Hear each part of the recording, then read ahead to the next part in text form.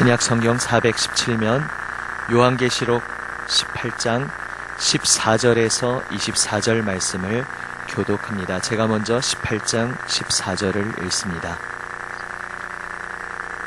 바벨론아, 내 영혼이 탐하던 과일이 내게서 떠났으며 맛있는 것들과 빛난 것들이 다 없어졌으니 사람들이 결코 이것들을 다시 보지 못하리로다.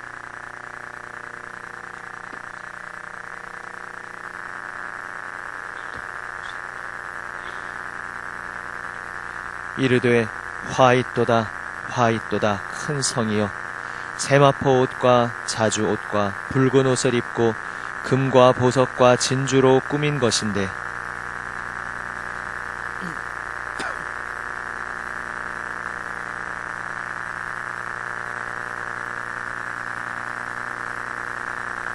그가 불타는 연기를 보고 외쳐 이르되 이 큰 성과 같은 성이 어디 있느냐 하며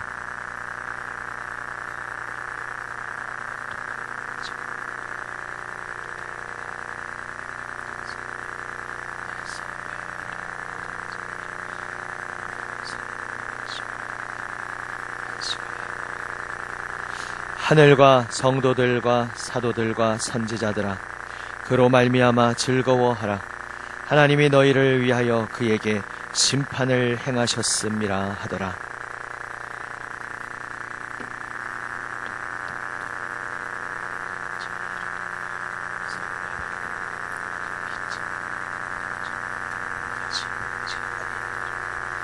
또 검은 곳 타는 자와 풍류하는 자와 퉁소 부는 자와 나팔 부는 자들의 소리가 결코 다시 내 안에서 들리지 아니하고 어떠한 세공업자든지 결코 다시 내 안에서 보이지 아니하고 또 맷돌 소리가 결코 다시 내 안에서 들리지 아니하고 등불빛이 다시 내 안에서 지지 아니하고 신랑과 신부의 음성이 결코 다시 내 안에서 들리지 아니하리로다. 너희 상인들은 땅의 왕족들이라. 내 복술로 말미암아 만국이 미혹. 함께 읽습니다. 선지자들과 성도들과 및 땅 위에서 죽임을 당한 모든 자의 피가 그 성 중에서 발견되었느니라 하더라. 아멘.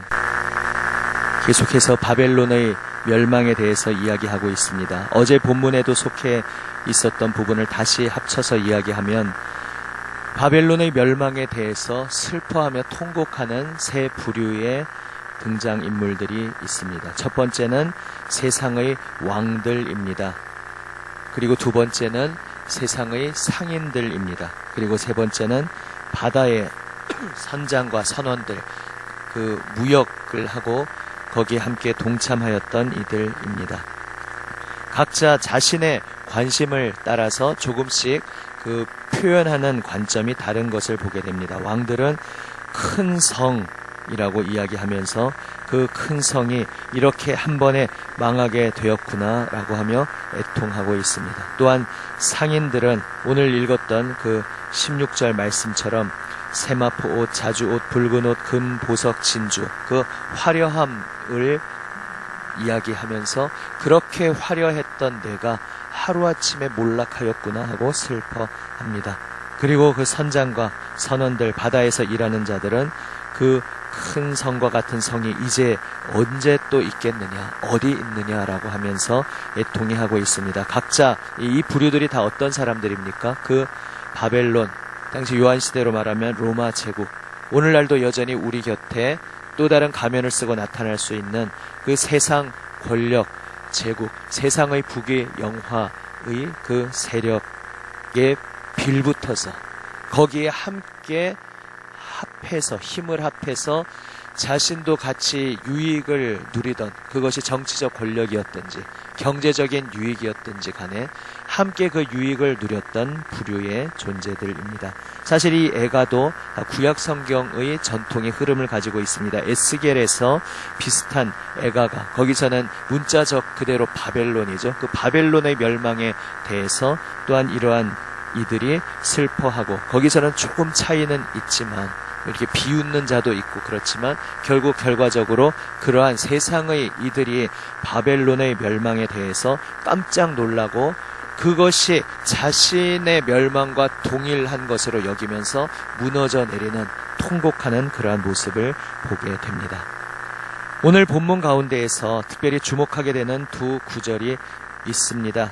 하나는 20절이요, 하나는 24절 말씀입니다. 20절 말씀 다시 한번 함께 읽습니다. 20절입니다. 하늘과 성도들과 사도들과 선지자들아, 그로 말미암아 즐거워하라. 하나님이 너희를 위하여 그에게 심판을 행하셨음이라 하더라. 아멘. 또 24절 말씀 함께 읽습니다. 24절입니다. 선지자들과 성도들과 및 땅 위에서 죽임을 당한 모든 자의 피가 그 성중에서 발견되었느니라 하더라. 전체적으로 18장 전체는 이 세상 사람들의 목소리로 가득 차 있습니다. 바벨론, 결국 로마 제국의 그 멸망, 거대한 힘으로 이 세상 모든 것을 좌지우지할 줄 알았던 그 거대한 세력, 또 그 호화로운 부와 그 모든 것으로 이 세상의 물질이 모두 거기에 집중될 것으로, 영원할 것으로 여겼던 그러한 제국의 멸망에 대해서 통곡하는 세상의 목소리로 18장이 가득 차 있습니다. 그런데 그 목소리 가운데 독특하게 끼어 들어와 있는 것이 방금 읽은 20절과 24절 말씀입니다. 하늘로부터 오는 목소리입니다. 이 바벨론에 대해서 하나님께서, 이 로마 제국의 멸망에 대해서 하나님께서 어떻게 생각하시는지 하나님의 뜻이 담겨 있습니다. 세상 눈으로 볼 때는 호화롭고, 그래서 말하자면 이때 함께 통곡하는 이들은 나도 저렇게 될 수 있다면, 나도 저 로마 제국의 그 그림자에, 그 그늘에 함께 끼어서 나도 그 부귀영화를 누리고 나도 저렇게 크면 좋겠다, 나도 저렇게 거대한 존재가 되면 좋겠다, 모두가 흠모하고 내 인생의 롤모델로 삼던 그러한 거대한 존재가 몰락하는 것에 대해서 세상 사람들은 슬퍼하고 있지만 하늘에서는 다른 관점으로 보고 있는 것입니다. 이 바벨론은, 이 로마는 온 세상을 미혹하고 하나님의 진리에서 떠나게 만들었던 가증한 자이다. 이제 그 가증한 자가 멸망하였으니 모두 기뻐하고 찬송하고 노래하여라. 하늘에서는 선포하고 있습니다.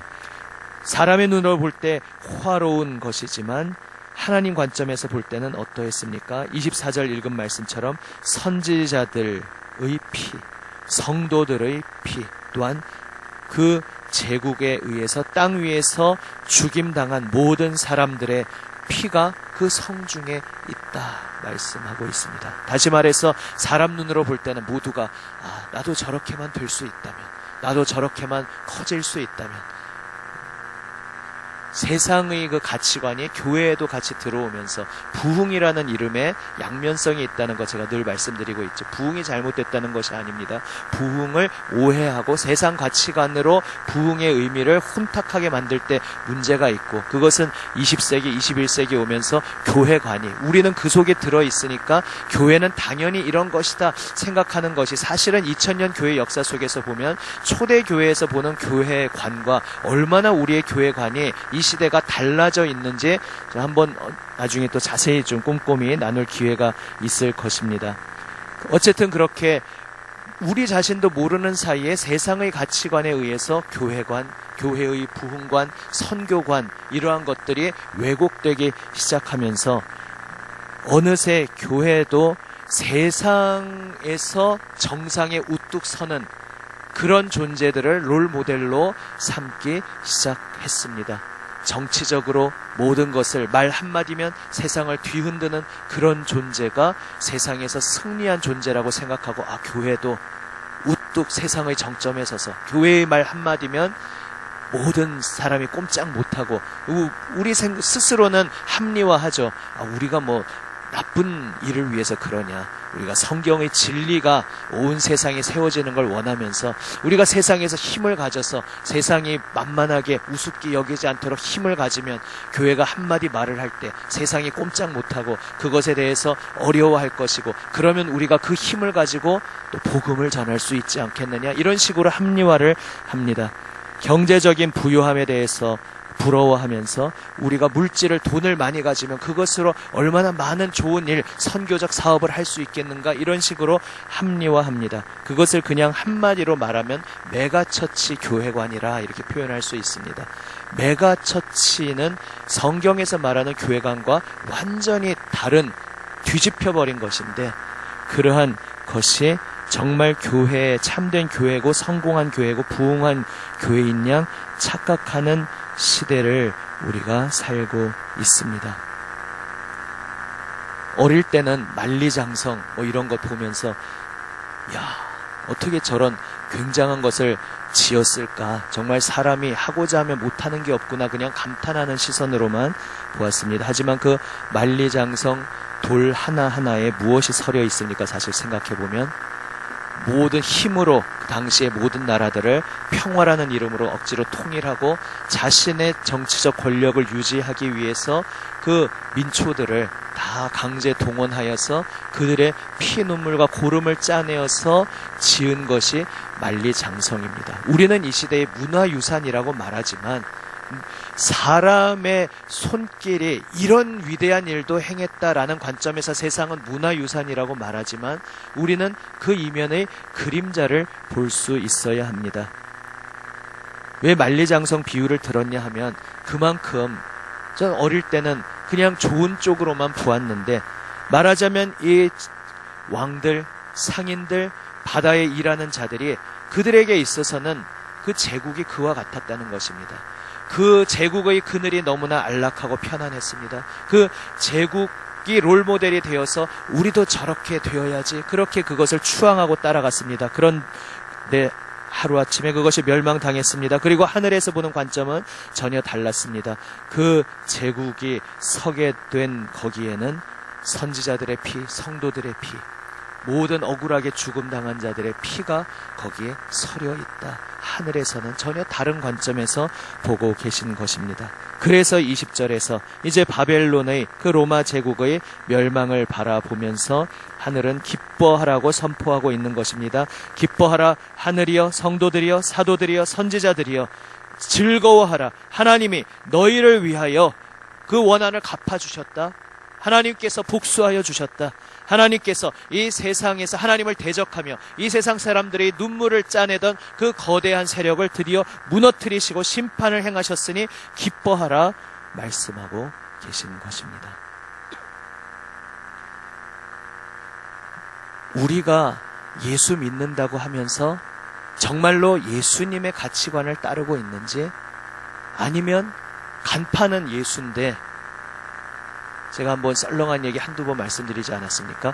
예수 이름을 믿는다는 게 전혀 엉뚱한 것일 수 있다는 그 예를 들기 위해서 예를 들어 저 어떤 그렇다고 태평양 오지의 어떤 섬을 비하하는 것은 아닙니다. 그냥 우리식의 그냥 감각에 빗대어서 이것도 좀 사실 좀 왜곡된 그런 사실 표현일 수 있지만 어떤 저 태평양에 아직 복음을 듣지 못한 어떤 뭐 섬의 사람들이 막 사람을 인신공양을 하고 바치고 막 사람을 피로 복수를 하고 이게 정당한 것이라고 믿고 그런 신을 믿는데 그들이 믿는 신의 이름이 하필 예수라면 좀 황당한 썰렁한 이상한 상상이죠.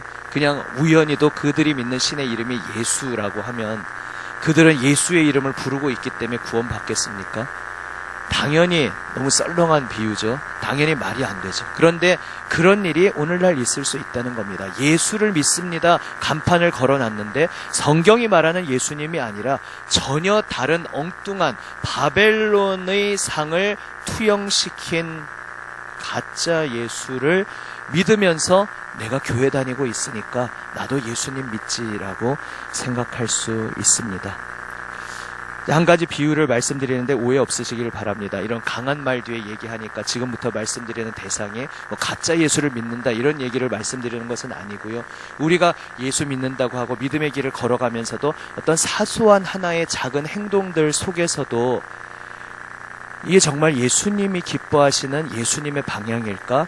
아니면 어느새 세상 가치관 속에 우리가 파묻히면서 다른 반대 방향의 가치관을 어느새 보고 있는 것은 아닐까? 한번 생각해 볼 만한 하나의 대목입니다. 제가 얼핏 말씀드린 적이 있었던가요?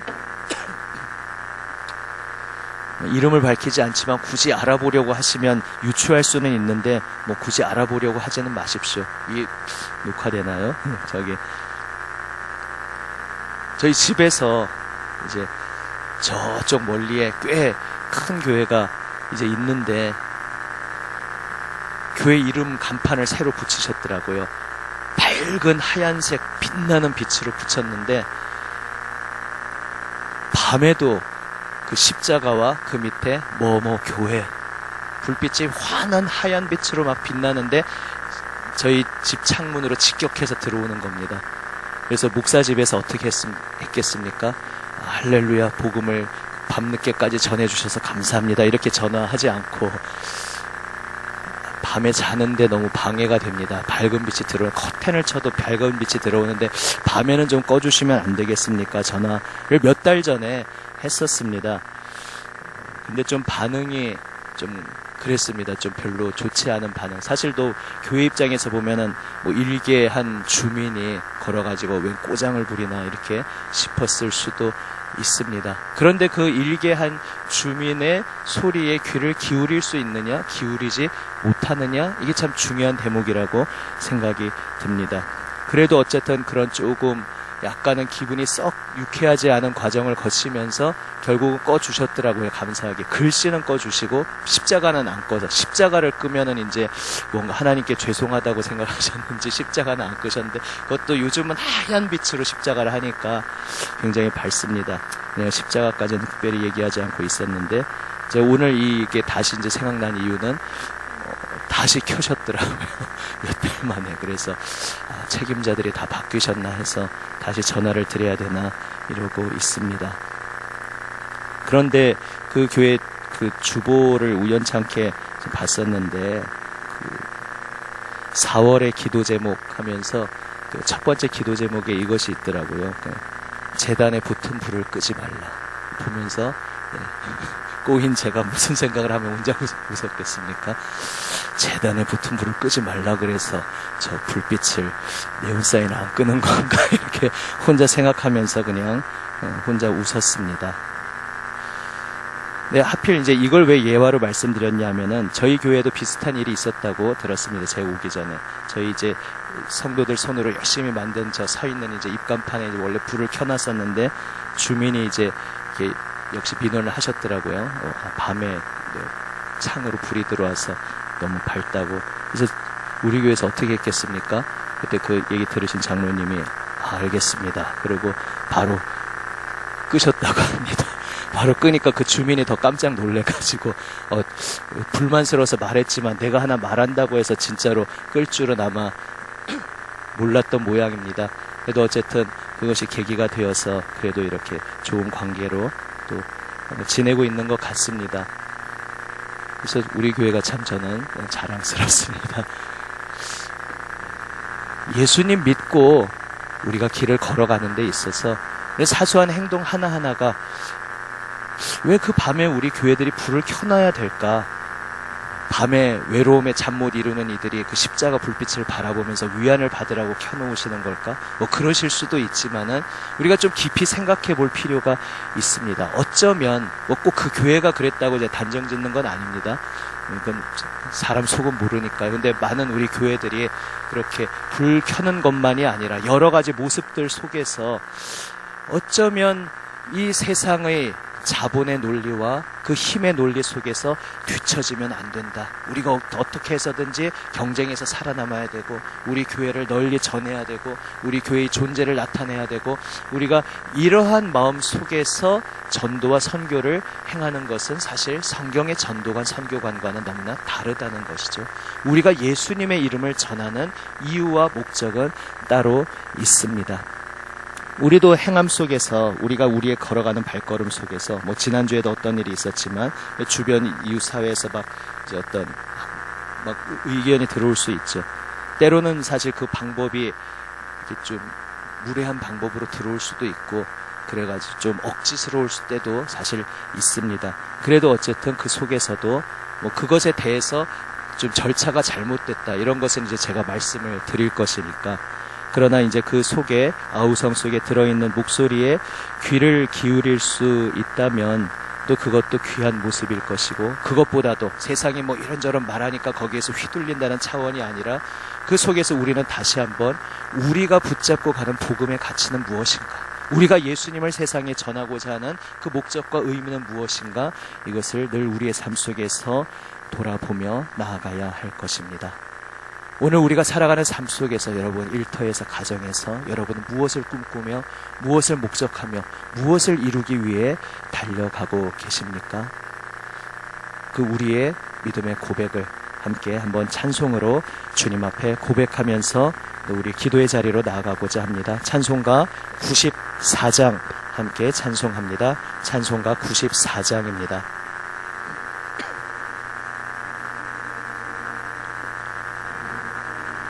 한번 주민들을 대상으로 남인천교회 하고 싶은 말, 뭐 이런 설문조사를 한번 하셔도 괜찮지 않을까 한번 생각해 봅니다. 메가처치는 초대형 교회 자체만이 메가처치가 아니라 그것을 롤모델로 살아가고 몇 명 안 모이는 작은 개척교회라 할지라도 그런 교회가 되기를 꿈꾸며 나아가는 모든 교회는 다 메가처치 사상에 물들어 있는 교회라 할 수 있습니다. 우리의 삶의 현장, 일터에서도 마찬가지입니다. 내 가정에서도 마찬가지입니다. 우리가 어떠한 가치관을 품고 무엇을 롤모델로 삼고 무엇을 목표로 하며 살아가는가, 이것을 오늘 주님 말씀 앞에 엎드려 기도함 속에 주님의 음성에 귀 기울이는 우리가 되기를 원합니다. 기도하시겠습니다. 아버지 하나님, 주 예수님의 이름을 믿는다 하면서 주님, 이 세상 속에서 쏟아져 들어오는 여러 가지 물결과 사조, 풍조에 어느새 익숙하게 함께 습관처럼 젖어 있는 저희의 모습을 때때로 발견합니다. 주님, 이렇게 연약하고 어리석은 저희들이지만 주님, 우리에게 다가와 주셔서 오늘도 우리와 함께 동행하여 주시고 날마다 만나 주시고, 주여 그 연약하고 어리석었던 제자들을 끝까지 이끌고 가셨던 그 사랑으로 오늘도 저희를 붙들어 주시고 만나 주시고 빚어 주시고 인도하여 주시는 주님께 오직 소망이 있습니다. 주여 오늘도 말씀하여 주시옵소서. 주여 저희가 주님 아닌 다른 방향 혹 바라보고 있었던 부분이 있었다면 주여 깨우쳐 주시옵시고 다시 눈을 들어 온전히 주님께 시선을 고정하며 주 예수님의 그 마음을 닮아가며 주님의 길을 온전히 따르게 하여 주시옵소서. 우리 구주 예수 그리스도의 이름으로 기도드립니다. 아멘.